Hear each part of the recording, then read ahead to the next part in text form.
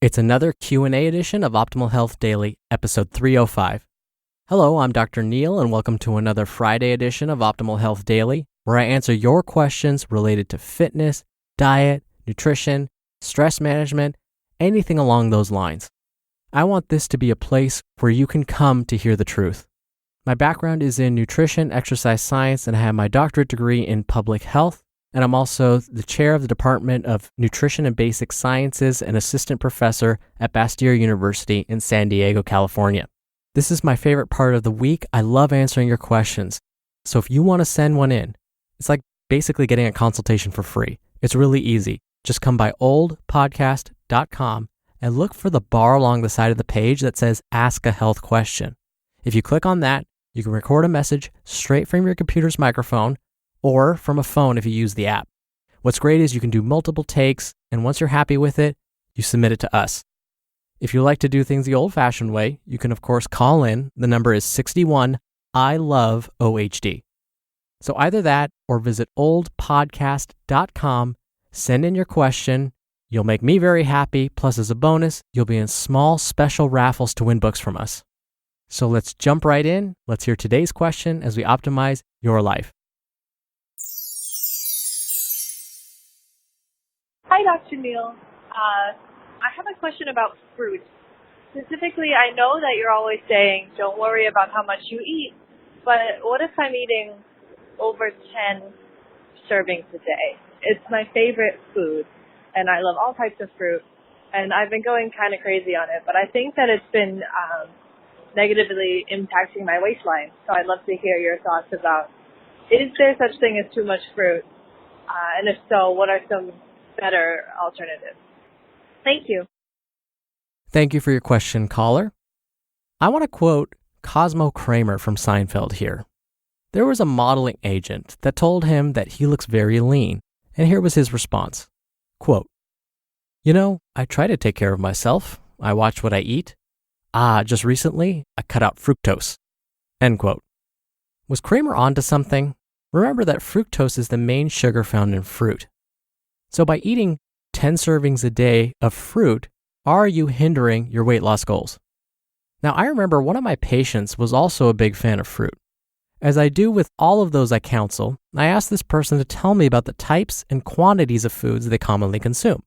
In response, he reached into his lunch bag and proudly pulled out a large plastic container full of chopped fruit. I would guesstimate the container held at least 7 cups of chopped fruit. I said, okay, so how long does it take you to finish that fruit? Thinking maybe a couple of days, a week, or something like that, his response, quote, this is done by mid-morning. I then had to explain why his fruit consumption may be a bit much. I'll share some of that with you here. So you are correct. Most people don't really need to worry about consuming too much fruit each day. That's because many simply don't consume enough. Most health agencies agree that adults should consume 5 to 9 combined servings of fruits and vegetables each day. But because of how this recommendation is worded, this can lead to some confusion. Again, I'm going to repeat this. The recommendation is consume 5 to 9 combined servings of fruits and vegetables each day. The key words being combined and don't forget about vegetables. For example, if you ate 3 servings of fruit and 2 servings of vegetables today, you would meet this recommendation. 3 servings of fruit plus 2 servings of vegetables equals 5 servings total. Or, theoretically, you could consume 4 servings of fruit and 1 serving of vegetables and still meet this recommendation. 4 plus 1 equals 5. So, while I like the spirit behind this suggestion, you can see it's easy to misinterpret. In your case, because you're consuming 10 servings of fruit each day, you are definitely exceeding this recommendation, but only in the fruit department. So one concern I have is that by consuming so much fruit, it may be replacing other foods in your diet, like vegetables. At this point, you may be wondering, well, fruit is full of important nutrients too, so it shouldn't be that big of a deal. Yes, fruit is full of important vitamins and minerals, but they are found in different quantities when compared to vegetables. You've heard me say this phrase before, everything in moderation. And fruit, and vegetables for that matter, are no exception. This is because when we strive for balance and variety in our diets, the nutrients in each food tend to complement each other. We are less likely to get too much of one nutrient and too little of another. The other concern I have is something you brought up in your question, caller. The fact that consuming this quantity of fruit may be holding you back when it comes to weight management. This is because the body processes fructose, the main sugar in fruit as I mentioned earlier, differently.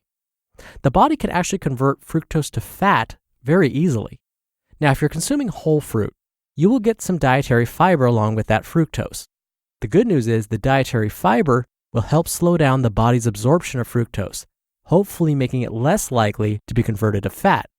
But if you're consuming 10 or more servings of fruit each day, chances are, even with all of that fiber, your body is still getting lots of fructose, making it more likely that some of that fruit sugar is being converted to fat. So yes, it is possible that by consuming 10 or more servings of fruit each day, it could be making it harder for you to manage your weight. Now, I keep saying 10 servings or 1 serving. What is 1 serving of fruit anyway? Well, because fruit comes in all shapes and sizes, it's a bit of a challenge to define 1 serving for all fruit. So, I'll give you some general rules to help you along. Starting with round fruits like oranges, apples, peaches, nectarines, etc. If the piece of fruit is about the size of your fist, then that counts as 1 serving. So, if you ate the whole apple or orange or peach and it's the size of your fist, you would have consumed about 1 serving of fruit. When it comes to chopped fruit or smaller berries like blueberries, about half a cup would be 1 serving. When it comes to strawberries, about 12 whole strawberries would be 1 serving. When it comes to frozen fruit, about half a cup would be 1 serving as well. If you're consuming dried fruit like dried apricots or raisins, about 1/4 cup would be 1 serving. This is because dried fruit has much of the water content removed. This means that dried fruit is a more concentrated fruit source, so you can consume less and get about the same quantity of nutrients.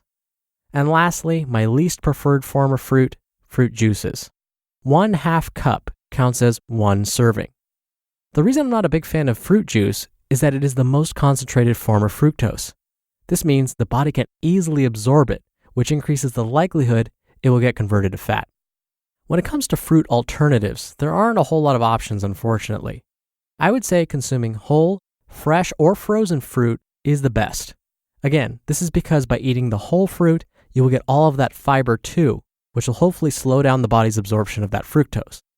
I would also recommend cutting back on your fruit intake, and you can do this slowly. Consider, for example, replacing some of that fruit with vegetables that pair well with fruit. For example, mango with red bell pepper, red onion, and avocado go really nicely together.